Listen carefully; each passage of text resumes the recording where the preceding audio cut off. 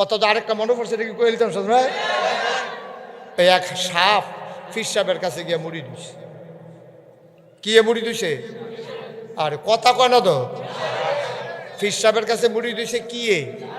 সাপ। সাপ। তো সাপে যখন মুড়ি দিছে তো হুজুরে কয়, আরে তুই তো বেয়াদব, তুই তো মানুষের কামড় দিতি না পারলে ডর দেখাস, চিত্তে হইতে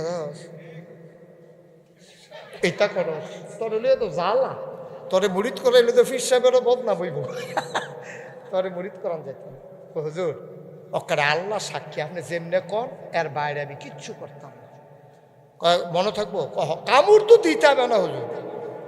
কামড় দিবি? কয় না হুজুর আমি কামড় দিবি। তা ফেনা ধরবি? কয় না। সব কথাবার্তা শেষ। ফির সাহেবের কাছে মুড়ি দিয়েছে। সাপে হনক করে বাইটটা হাফের মতো হয়ে গেছে, ফানুক সাপ হয়ে গেছে বাইটটা হাফের মতো। তে গৈরান দিয়া ফুটা থাকে, ফাড়াইয়া যাইয়া তে ফিরাও সানা খেলা ফাড়া দিছে, ফুফা তো নাই। তো একদিন কুমকুম্বা রোদের ভিতরে আরেক তারা যে ধান কেটে আইসে আগে গতকালকে রাত্রে, সকালবেলা ধান তারা বানতে গেছে পরে তখন আবার ওই কি কয় ধান কাটতে কাটতে যে সন্ধ্যা হয়ে গেছে গা, তো মনে করছে সন্ধ্যার বেলা রাত্রেবেলা ধান দিয়া রাখা যায় লাভ নাই, ধানটি তাড়াতাড়ি বাইন্দা লইয়া যাই।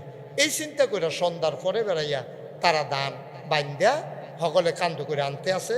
তো ওই যে হাফে সাপটা যে লম্বা করে পড়ে রয়েছে, তারা মনে করছে এটা কলার ফাত্রা হইব, এইটা দিয়ে এক ফোজা বাইন্দা লাইল। এখন সাফের টান দিয়া না সেরা এরা মরসাইয়া বাইন্দা হেতানটি বাইক নিছে। সাফে নিলে নিছে, হুজুরের লোক ওয়াটা ফুটফাট করান যাইত না, এটা তো হুজুরে আবার দমক দিব পরে। এই চিন্তায় সাফের গারবার বেহা করে রয়েছে মশাইয়া, হুদো মশরাইছে না তো মশরাইয়া আবার ভিতরে দিয়া দিছে সুর না যেন সুরে।